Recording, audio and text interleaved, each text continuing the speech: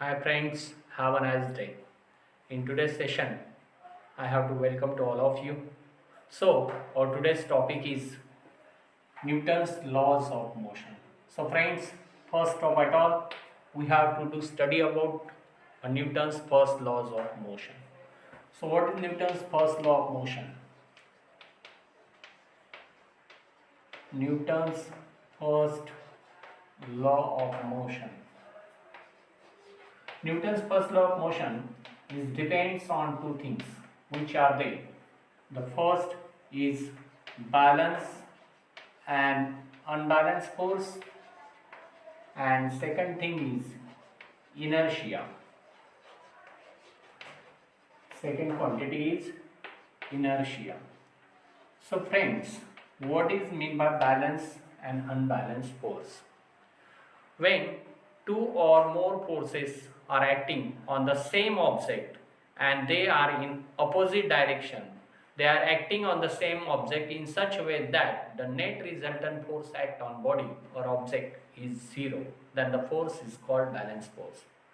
समजा जर एखाद्या वस्तूवर दोन किंवा अधिक बले म्हणजे फोर्सेस हे ऍक्ट असतील, कार्यरत असतील आणि ते असे परस्पर विरुद्ध दिशेने असल्यामुळे त्या वस्तूवर, त्या ऑब्जेक्टवर ऍक्ट होणारा टोटल रिझल्टंट फोर्स झिरो असेल तर त्यावेळेस त्या फोर्सेसला आपण बॅलन्स फोर्स असं म्हणतो. But Wien amongst the acted forces, if one of the four is greater and due to the effect of which the object is moved and direction is changed, then we got such force is a unbalanced force. आणि जेव्हा या acted असलेल्या फोर्समधून एखादा force हा other फोर्सेसपेक्षा greater होतो आणि त्याच्यामुळे तो ऑब्जेक्ट मूव्ह होतो किंवा तो मुव्हिंग असेल तर त्याची डायरेक्शन चेंज होते, तर त्यावेळेस त्याला आपण अनबॅलन्स फोर्स असं म्हणतो. सो ऑब्जेक्टची पोझिशन चेंज होण्यासाठी किंवा डायरेक्शन, तो मोशनमध्ये असेल तर डायरेक्शन चेंज होण्यासाठी आवश्यक असणारा जो फोर्स असतो तो अनबॅलन्स फोर्स असतो. यावरून रेस्टिंग पोझिशनला असणाऱ्या ऑब्जेक्टवर सुद्धा फोर्सेस ऍक्ट असतात, परंतु ते बॅलन्स फोर्स असल्यामुळे आपल्याला नेट रिझल्टंट फोर्स हा जाणवत नाही. मात्र जी ऍक्टिंग मोशन आपल्याला एखाद्या ऑब्जेक्टची दिसते त्यावेळेस त्याच्यावर अनबॅलन्स फोर्स ऍक्ट असतो. याला रिलेटेड न्यूटनचा फर्स्ट लॉ ऑफ मोशन आहे. आता बॅलन्स फोर्स आणि अनबॅलन्स फोर्स याला रिलेटेड असणारी दुसरी एक कन्सेप्ट सुद्धा आहे, ती म्हणजे इनर्शिया. इनर्शियाच्या संदर्भात आपण मागच्या इयत्तेमध्ये अभ्यास केलेला आहे. We study about the inertia in last classes. So friends, what is inertia? Inertia is the tendency of body or object to resist the change in its position. Means if any object is resist to change in its position, whether the position is in a motion or it is the resistance is towards the change in direction, it is called as inertia. एखादी कोणतीही वस्तू जेव्हा आपल्या स्वतःच्या अवस्थेमध्ये बदल करण्यास तयार नसते, म्हणजे वस्तूची स्वतःहून आपली अवस्था न बदलवण्याचा जो गुणधर्म असतो त्यालाच आपण जडत्व म्हणजे इनर्शिया असं म्हणतो. मग एखादा ऑब्जेक्ट हा जर मोशनमध्ये असेल तर तो त्याची मोशन थांबवायला तयार नसतो, किंवा एखादा ऑब्जेक्ट हा रेस्ट पोझिशनला असेल तर तो त्याची रेस्ट पोझिशनमधून मोशनमध्ये स्वतःहून यायला तयार नसतो विदाउट अप्लाइंग फोर्स. आणि जर तो पर्टिक्युलर डायरेक्शनला मूव्ह होत असेल तर त्याचे डायरेक्शन चेंज करायला सुद्धा तो स्वतःहून तयार होत नाही. त्याला एक्सटर्नल अनबॅलन्स फोर्स अप्लाय केल्याशिवाय त्याच्यामध्ये बदल होत नाही. याला आपण इनर्शिया असं म्हणतो. आणि म्हणून इनर्शियाचे जे टाइप्स आहेत आपण मागच्या वर्गामध्ये अभ्यासले ते म्हणजे inertia of motion, inertia of rest आणि इनर्शिया ऑफ डायरेक्शन, असे तीन इनर्शियाचे प्रकार तुम्ही मागच्या वर्गात अभ्यासलेले आहेत. सो या कॉन्सेप्टला रिलेटेड असणारा न्यूटनचा फर्स्ट लॉ काय आहे लक्षात घ्या. तर according to Newton, every inanimate body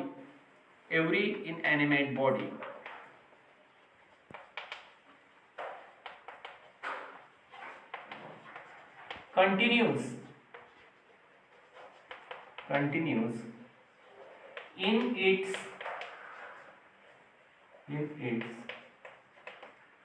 state of rest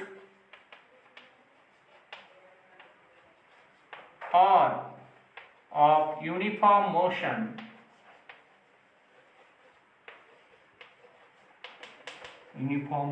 along a straight line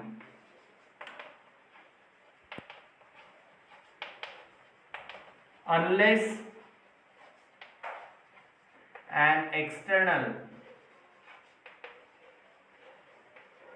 unbalanced force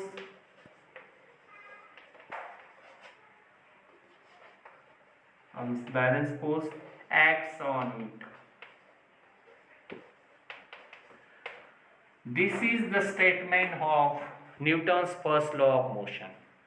पहा विद्यार्थी मित्रांनो, न्यूटनचा गतिविषयक पहिला नियम आपल्याला असं सांगतो, जर एखादी वस्तू ही विराम अवस्थेत असेल किंवा एका सरळ रेषेत एका समान वेगाने ती गतिमान असेल तर ती त्याच अवस्थेत कायम राहत असते जोपर्यंत तिच्यावर कोणतंही बाह्य असंतुलित बल क्रिया करत नाही, तोपर्यंत त्या वस्तूची ती अवस्था ही कायम असते. म्हणजेच every inanimate body continuous in a state of rest of uniform motion along a straight line unless an external unbalanced force acts on it. म्हणजे जर समजा एखादा फुटबॉल असेल तो ग्राउंडवर पडलेला आहे तर तो त्याच अवस्थेत कायम पडलेला असेल जोपर्यंत त्याला कोणी किक मारणार नाही तोपर्यंत त्याची जी रेस्ट पोझिशन आहे ती चेंज होणार नाही. वर्गात तुमच्या बेंच पडलेला असेल तर कायमस्वरूपी तसाच पडलेला असेल जोपर्यंत त्याला कोणी उचलून बाजूला ठेवणार नाही. आणि समजा एखादा ऑब्जेक्ट हा एका सरळ रेषेने गतिमान असेल, म्हणजे क्रिकेट खेळताना बॉलरने टाकलेला बॉल जो असेल तो त्या ज्या सरळ रेषेने गतिमान आहे तो त्याच गतीने जात राहील जोपर्यंत त्याला बॅट्समन ट्रोल करून त्याची डायरेक्शन चेंज करत नाही तोपर्यंत. असा न्यूटनचा गतिविषयक पहिला नियम आहे. So friends, now we are going to study about Newton's second law of motion. तर विद्यार्थी मित्रो, आता आपण न्यूटनचे सेकंड लॉ ऑफ मोशनच्या संदर्भात स्टडी करूया. न्यूटनचा सेकंड लॉ ऑफ मोशन काय आहे? जसा Newton's first law of motion हा balance force, unbalance force and inertia या संकल्पनांवर आधारलेला होता, तसाच Newton's second law of motion हा सुद्धा अजून एक नव्या संकल्पनेवर आधारलेला आहे. ती संकल्पना कोणती ती पाहूया. So now we have to study about Newton's second law of motion. आता आपण न्यूटन्सच्या सेकंड लॉ ऑफ मोशनच्या संदर्भात इन्फॉर्मेशन घेऊया.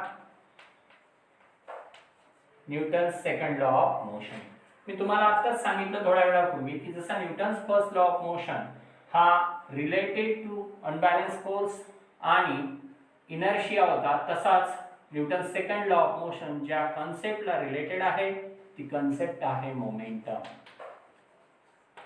मोमेंटम नेमकं काय आहे लक्षात घ्या विद्यार्थी मित्रो. When two bodies are strike on one another, then that's time the effect of traction is depends on two things: mass of that bodies and velocity of that body. जेव्हा दोन वस्तू एकमेकांवर आदळतात तेव्हा त्याचे होणारे परिणाम या दोन गोष्टींवर अवलंबून असतात. एक म्हणजे त्या वस्तूंचे मासेस, वस्तुमान, आणि दुसरा म्हणजे त्यांचा वेग. सो वस्तुमान आणि वेग या दोन कन्सेप्टला रिलेटेड असणारी जी कन्सेप्ट आहे ती आहे संवेग म्हणजेच momentum. So momentum means what? The momentum is the product of mass and velocity. Momentum ही जी संकल्पना आहे ती मास आणि व्हेलॉसिटीचा प्रॉडक्ट आहे. म्हणजे वस्तुमान आणि वेग यांचा गुणाकार म्हणजेच संवेग. आपण मोमेंटमलाच p या लेटरने डिनोट करतो. मास म्हणजे m आणि व्हेलॉसिटी v. म्हणजे मोमेंटमचा फॉर्म्युला येतो या ठिकाणी p m * v. मोमेंटम ही वेक्टर क्वांटिटी आहे कारण याच्यामध्ये व्हेलॉसिटी आहे जी पर्टिक्युलर डायरेक्शनचा या ठिकाणी विचार होतो. आणि आता मोमेंटमला ही थिंग कशी रिलेटेड आहे म्हणजे न्यूटनचा गतिविषयक दुसरा नियम हा काय आहे आणि तो कसा त्याच्या संदर्भात आपल्याला त्याचे एक्सप्लेनेशन देता येईल तर पाहूया. न्यूटनचा गतिविषयक दुसरा नियम, Newton's second law of motion, तो असा आहे. पहा या ठिकाणी आपण न्यूटनच्या सेकंड लॉ ऑफ मोशनचं स्टेटमेंट घेऊया. तुम्हाला आता ते माहितीच आहे की तो मोमेंटमवर डिपेंड आहे. So Newton second law of मोशनचं स्टेटमेंट असं आहे, लक्षात घ्या. The rate of change of momentum, the rate of change of momentum is proportional to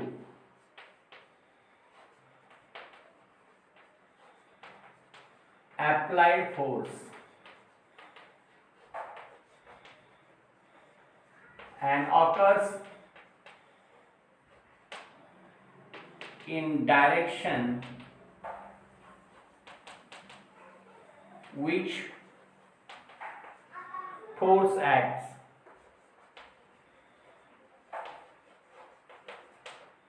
पहा विद्यार्थी मित्रो, the rate of change of momentum is directly proportional to, proportional म्हणजे directly proportional या ठिकाणी विचार घ्यायचा आपल्याला, to applied force and occurs in the direction in which force act.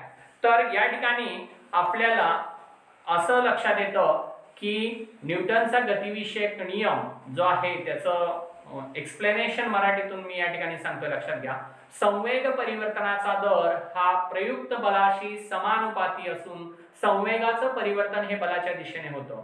म्हणजे काय, the rate of change of momentum, मोमेंटमचा जो चेंज होतो हा कशाला डायरेक्टली प्रोपोर्शनल असतो, तर तो अप्लाइड फोर्स, जो फोर्स अप्लाइड होतो त्याला डायरेक्टली प्रोपोर्शनल असतो. And the change is takes place किंवा occurs the direction in which force act, ज्या डायरेक्शनने आपण फोर्स ऍक्ट केलेला असतो त्या डायरेक्शनने आपल्याला त्याचा चेंज दिसून येतो.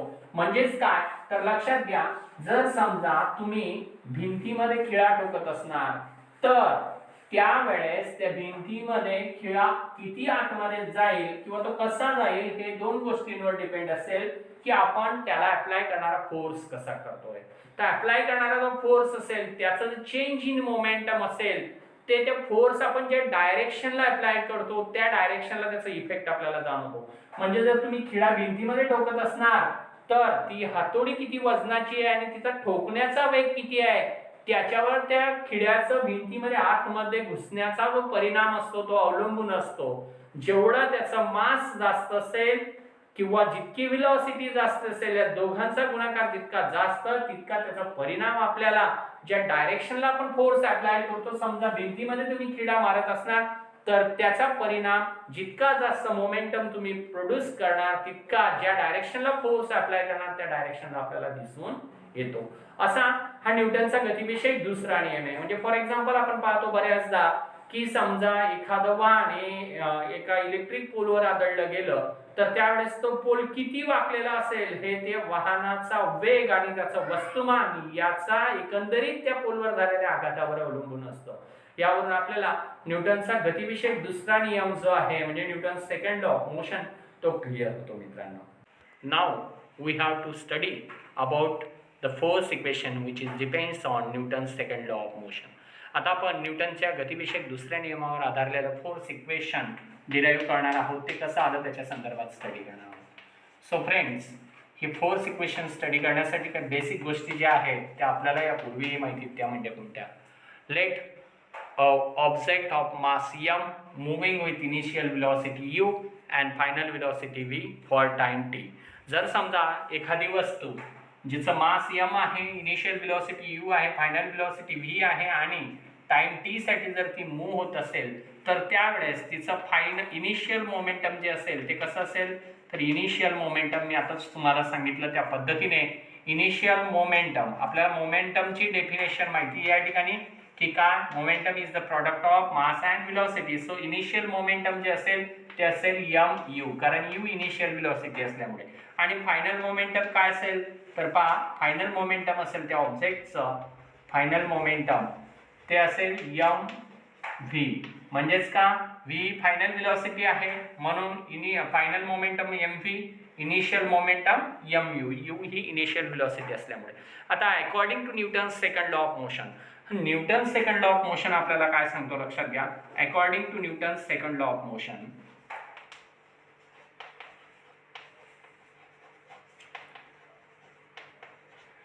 Newton second law of motion आपल्याला असं सांगतो की the rate of change of momentum is directly proportional to the applied force. Rate of change of momentum हा directly proportional आहे कशाला, applied force ला. Rate of change of momentum is directly proportional to applied force. म्हणजे हा rate of change of momentum हा force ला, applied force ला directly proportional आहे. तर मित्रांनो, rate of change of momentum म्हणजे काय, final momentum minus initial momentum. So final momentum काय आपलं m into v minus initial momentum आहे m into u upon for time t असल्यामुळे m into v minus m into u upon t is directly proportional to f. अशा पद्धतीने आपण हे expression मांडू शकतो. सो आता पुढचं एक्सप्रेशन याच्यावरून जे आपल्याला सॉल्व्ह करायचं आहे, डिराईव्ह करायचं आहे, त्याच्यासाठी आपल्याला हा ब्लॅकबोर्ड अगोदर क्लीन करून घ्यावा लागेल. तर मित्रांनो, आता आपण पाहिलं की mv minus mu upon T is directly proportional to f. So आता आपल्याला लक्षात आलेलं आहे सूत्र ज्याच्यामध्ये आपण m हा कॉमन काढू शकतो. कसं तर लक्षात घ्या, आपण पाहिलं final momentum mv minus initial momentum mu upon t. This is the rate of change of momentum which is directly proportional to force. आता यांच्यामध्ये m कॉमन राहिला, काढला तर ब्रॅकेटमध्ये काय येईल v minus u. m common निघाला दोघांमधून, ब्रॅकेटमध्ये v minus u upon t. आणि आपल्याला माहिती आहे v minus u upon t म्हणजेच ऍक्सेलरेशनची डेफिनेशन आहे जी आपण मागच्या लेक्चरला अभ्यासली होती. v minus u upon T म्हणजेच ऍक्सेलरेशन, म्हणजे v minus u upon T च्या जागी आपण a लिहू शकतो. म्हणजेच या ठिकाणी हे एक्सप्रेशन आलं तुमचं ma is directly proportional to f. So आपल्याला जर हा प्रोपोर्शनॅलिटी कॉन्स्टंट म्हणजे प्रोपोर्शनॅलिटीचं साइन काढायचं असेल तर काहीतरी कॉन्स्टंट घ्यावा लागतो. तो कॉन्स्टंट आपण k घेऊ या ठिकाणी. So f is equal to k into ma हे रिलेशन आपल्याला मिळालं. k प्रोपोर्शनॅलिटी कॉन्स्टंट असल्यामुळे जर k इज इक्वल टू 1 असेल तर या ठिकाणी आपल्याला इक्वेशन मिळतं f is equal to ma. So f is equal to ma हे जे रिलेशन आहे यालाच आपण फोर्स इक्वेशन असं म्हणतो, जे की न्यूटनच्या सेकंड लॉवर आधारलेलं होतं. ते कसं डिराईव्ह झालं याची आपण या ठिकाणी माहिती घेतलेली आहे. याप्रमाणे तुम्ही आपल्या वहीमध्ये सुद्धा नोट डाऊन करून घ्या. आता आपण न्यूटनचा गतिविषयक तिसरा नियम अभ्यासूया.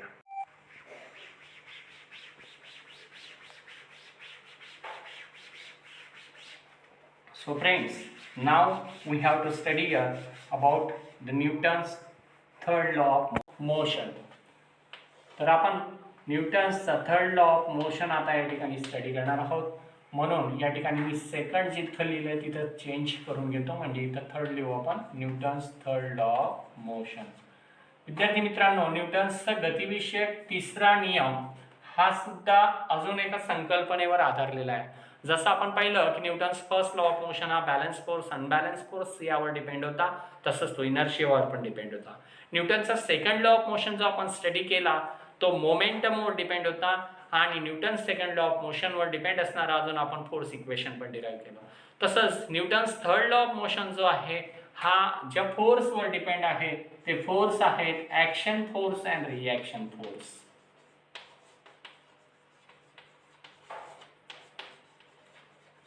सो ऍक्शन फोर्स आणि रिॲक्शन फोर्स या काय संकल्पना आहेत लक्षात घ्या. According to Newton, the forces are not act alone. नेचरमध्ये in the nature the forces are always act in a pair. Forces हे नेहमी पेअरमध्ये एक्झिस्ट होत असतात, म्हणजे एक ऍक्शन आणि एक रिॲक्शन असे दोन्ही फोर्स ऍक्ट होत असतात असं न्यूटनचं मत आहे.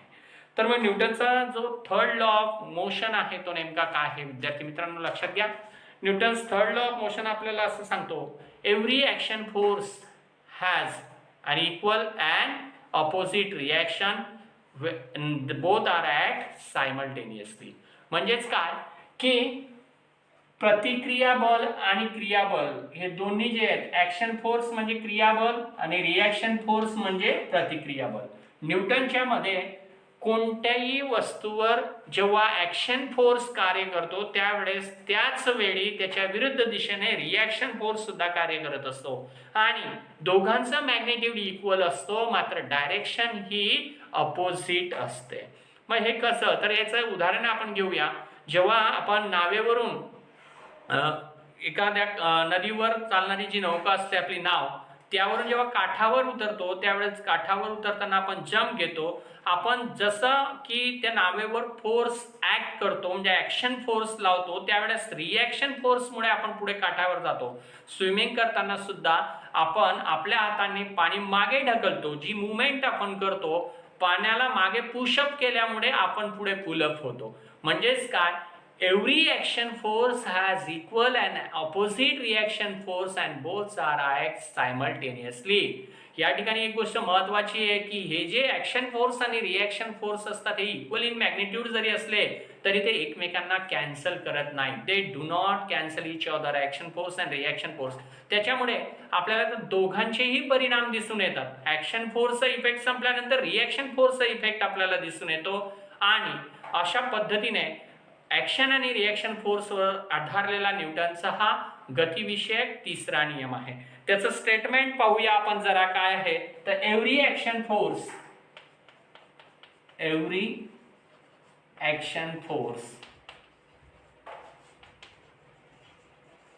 has an equal and opposite reaction force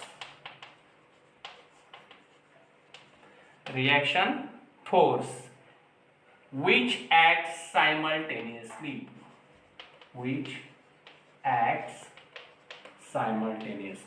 म्हणजे क्रियाबले आणि प्रतिक्रिया बले या दोघांची परिमाणे समान असून त्यांच्या दिशा परस्पर भिन्न असतात. म्हणजे प्रत्येक ॲक्शन फोर्सला रिॲक्शन फोर्सचा तेवढ्याच मॅग्निट्यूडचा हा ऑपोजिट डायरेक्शनला वर्क करतो आणि ते सायमल्टेनियसली ऍक्ट होत असतात. रॉकेट लॉन्चिंग हे याचं एक सिंपल एक्झाम्पल आहे. रॉकेटचं जे लॉन्चिंग होतं स्पेसमध्ये पहा, जेव्हा आपण पाहतो की मोठा दुराळा आपल्याला आकाशामध्ये दिसतो, त्यावेळेस जे फ्युल्स कंबशन होतं त्या कंबशन मध्ये लॉट ऑफ गॅसेस क्रिएट होतात आणि हे लॉट ऑफ गॅसेस जे असतात त्या रॉकेटच्या मागच्या बाजूला असणाऱ्या स्मॉल ओपनिंग मधून एकाच वेळेस ते निघू शकत नाही. त्यावेळेस त्याच्यावर जो ॲक्शन फोर्स क्रिएट होतो त्याच्या रिॲक्शन फोर्समुळे पुढचं जे शटल असतं ते त्याच्यातून सुटतं आणि ते अपोजिट डायरेक्शनला मूव्ह करतं आणि हे अपोजिट डायरेक्शनला येतं. म्हणजे लॉन्चिंग ऑफ रॉकेट जे असतं ते न्यूटन्सच्या थर्ड लॉ ऑफ मोशनवर डिपेंड असतं. न्यूटनच्या तिसऱ्या गतिविषयक नियमावर आधारलेले अनेक उदाहरणं आपल्याला दैनंदिन जीवनामध्ये पाहावयास मिळतात. विद्यार्थी मित्रहो, आज आपण न्यूटनच्या तिन्ही गतिविषयक नियमांचा अभ्यास केला. Newton's first law of motion, Newton's second law of motion, Newton's third law of motion with examples. तुम्ही या तिन्ही लॉचे स्टेटमेंट्स तुमच्या नोटबुकमध्ये नोट डाऊन करून घ्या आणि आजच्या आपल्या सेशनला लाईक करा, कमेंट करा, शेअर करा आणि आपल्या चॅनलला सबस्क्राईब करा. थँक्यू.